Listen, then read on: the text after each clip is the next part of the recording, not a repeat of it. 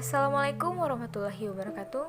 Hai teman-teman, kenalkan saya Tresya Listi Talibo, yang mana di video kali ini saya akan membahas salah satu tokoh Wali Songo dalam menyebarkan Islam di Nusantara, terkhusus di Pulau Jawa, yaitu adalah Sunan Kalijaga. Dan pertama-tama saya akan membahas tokoh Wali Songo ini mulai dari profilnya. Sunan Kalijaga dikenal sebagai tokoh Wali Songo yang mengembangkan dakwah Islam melalui seni dan budaya. Sunan Kalijaga sebagai juru dakwah yang tidak saja piawai mendalang, melainkan dikenal pula sebagai pencipta bentuk-bentuk wayang dan lakon-lakon carangan yang dimasuki ajaran Islam. Melalui pertunjukan wayang, Sunan Kalijaga mengajarkan tasawuf kepada masyarakat, dan Sunan Kalijaga dikenal sebagai tokoh keramat oleh masyarakat dan dianggap sebagai wali pelindung Jawa. Dan makam Sunan Kalijaga terletak di tengah kompleks pemakaman desa Kadilangu yang dilingkari dinding dengan pintu gerbang makam. Yang mana kita ketahui bahwa area makam Sunan Kalijaga ini masih di dalam kota Demak, kira-kira berjarak sekitar 3 km dari Masjid Agung Demak. Dan seperti makam Wali Songo umumnya, makam Sunan Kalijaga berada di dalam bangunan tungkup berdinding tembok dengan hiasan dinding terbuat dari kayu yang berukir. Dan selanjutnya ada asal-usul dan nasab Sunan Kalijaga. Raden Syahid yang kelak dikenal dengan sebutan Sunan Kalijaga ini adalah putra Tumenggung Wilatikta Bupati Tuban. Dan selain Raden Syahid, Sunan Kalijaga dikenal dengan sejumlah nama lain, mulai dari Syekh Malaya, Lokajaya, Raden Abdurrahman, Pangeran Tuban, dan ada juga Ki Dalang Sidabranti. Dan nama-nama tersebut memiliki kaitan erat dengan sejarah perjalanan hidup tokoh Wali Songo ini, dari sejak bernama Syahid, Lokajaya, hingga Sunan Kalijaga. Yang mana kita ketahui bahwa kakek Sunan Kalijaga ini yang bernama Arya Teja, nama aslinya adalah Abdurrahman, orang keturunan Arab.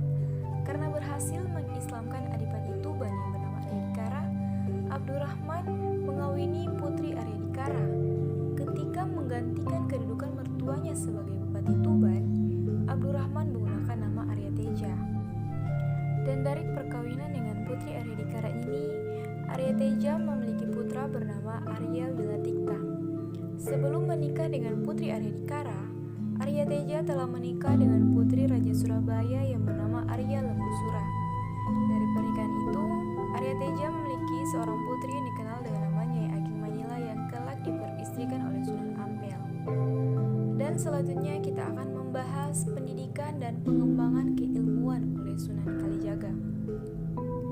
Kisah awal tokoh yang kelak dikenal dengan sebutan Sunan Kalijaga ini dimulai dengan kisah mengenai masa mudanya yang mana diliputi dengan kenakalan, dengan kegiatan-kegiatan tercela seperti suka berjudi, minum minuman keras, mencuri sampai diusir oleh orang tuanya yang malu dengan kelakuan putranya.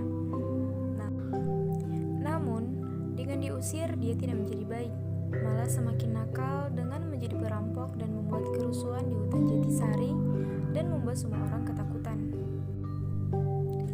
Gelar Lokajaya sendiri bermakna penguasa wilayah, karena kata Loka yang berarti tempat, wilayah atau daerah, dan Jaya yang berarti menang atau menguasai.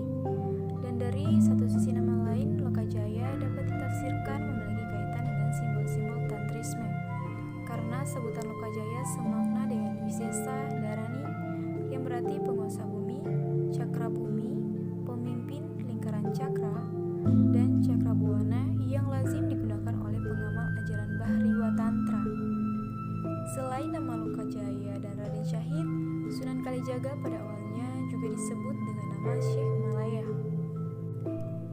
Sementara Wali Sana menjelaskan bahwa nama Syekh Malaya yang digunakan Sunan Kalijaga ini berkaitan dengan fakta bahwa ia adalah putra Tumenggung Malaya Kusuma di Jepara. Dan sementara itu, sebagaimana Sunan Bonang yang dididik di dalam lingkungan keluarga ibunya yang berasal dari keluarga Bupati Tuban, Sunan Kalijaga pun mempelajari kesenian dan budaya Jawa yang membuatnya memahami dan menguasai kesusastraan Jawa beserta pengetahuan falak serta pranata mangsa dari keluarganya dan terutama dari Sunan Bonang. Selanjutnya ada istri Sunan Kalijaga yang bernama Siti Zainab. Menurut sumber yang diyakini ditulis Agus Sunyoto dalam suluk Malang Sungsang pada tahun 2004-2005 ini sesungguhnya adalah putri dari Syekh Datu Abdul Jalil yang masyhur disebut Syekh Lemah Abang atau Syekh Siti Jenar. Dari pernikahan tersebut, Sunan Kalijaga memiliki satu putra bernama Watiswara yang mana dikenal dengan nama Sunan Panggung, seorang putri kembarnya yang bernama Watiswari, dan seorang putri yang bernama Ratu Campaka. Babat Demak menuturkan bahwa Sunan Kalijaga di Cirebon memiliki 3 putra, yaitu ada 1 putra dan 2 putri. Ada Raden Sangit, Dewa Rukia, dan Dewi Rufi'ah. Dan selanjutnya ada gerakan dakwah Sunan Kalijaga. Babat Demak menuturkan bahwa Raden Syahid putra Adipati Bilatikta ini mengawali dakwah di Cirebon, tepatnya di desa Kalijaga, untuk mengislamkan penduduk Indramayu dan Pemanukan. Setelah lama berdakwah, Raden Syahid kemudian melakukan laku rohani dengan melakukan uzlah di Pulau Upi. Setelah melakukan uzlah selama 3 bulan lebih 10 hari, laku rohani Raden Syahid diterima Tuhannya. Ia diangkat menjadi wali dengan gelar Sunan Kalijaga.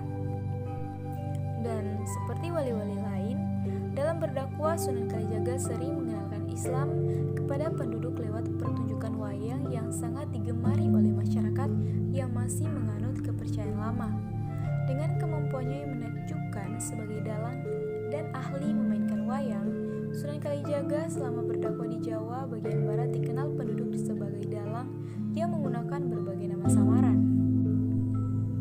Di daerah Pejajaran, Sunan Kalijaga dikenal penduduk dengan nama Ki Dalang Sidabrangti.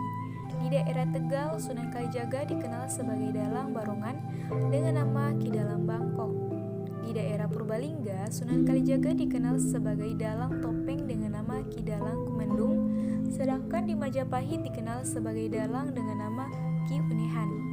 Sunan Kalijaga berkeliling dari wilayah Pejajaran hingga wilayah Majapahit. Masyarakat yang ingin nanggap wayang bayaran tidak berupa uang, melainkan cukup membaca 2 kalimat syahadat, sehingga dengan cara itulah Islam berkembang dengan cepat. Dan di antara Wali Songo, Sunan Kalijaga dikenal sebagai wali yang paling luas cakupan bidang dakwanya dan paling besar pengaruhnya di kalangan masyarakat. Sebab, selain berdakwah dengan tata cara berkeliling dari satu tempat ke tempat lain sebagai dalang, pengubah tambang, pemancang monumen, tukang dongeng keliling, penari topeng, desainer pakaian, perancang alat-alat pertanian, sampai penasihat sultan dan pelindung rohani kepala-kepala daerah, Sunan Kalijaga juga dikenal sebagai guru rohani yang mengajarkan tarekat Syataria dari Sunan Bonang, sekaligus tarekat Ahmadiyah dari Syekh Siti Jenar, yang sampai saat sekarang masih diamalkan oleh para pengikutnya dari berbagai tempat di Nusantara. Nah, jadi berdasarkan uraian tadi bahwa dapat disimpulkan gerakan dakwah Islam yang dilakukan Sunan Kalijaga ini memiliki cakupan sangat luas. Sunan Kalijaga tidak sekedar menggarap bidang pendidikan anak-anak melalui tembang-tembang dan permainan-permainan untuk anak-anak, melainkan menggarap pula pendidikan bagi orang dewasa melalui tembang-tembang percepatan berisi doa-doa, cerita-cerita wayang yang disesuaikan dengan ajaran Islam, pelatihan membuat alat pertanian, pelatihan membuat pakaian yang sesuai untuk masyarakat Islam di Jawa, pendidikan politik dan ketatanegaraan yang baik dan benar bagi penguasa, pembentukan nilai-nilai etis kemasyarakatan yang bersumber dari ajaran Islam, dan pendidikan rohani yang bersumber dari ilmu tasawuf.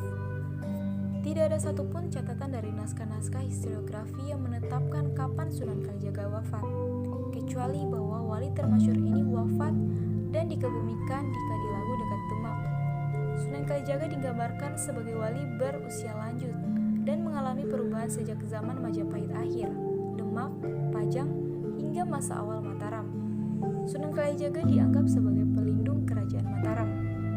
Jadi, itu adalah penjelasan singkat dari saya mengenai tokoh Sunan Kalijaga. Apabila ada salah-salah kata saya mohon maaf. Wallahu muwaffiq ila aqwamit thoriq. Wassalamualaikum warahmatullahi wabarakatuh.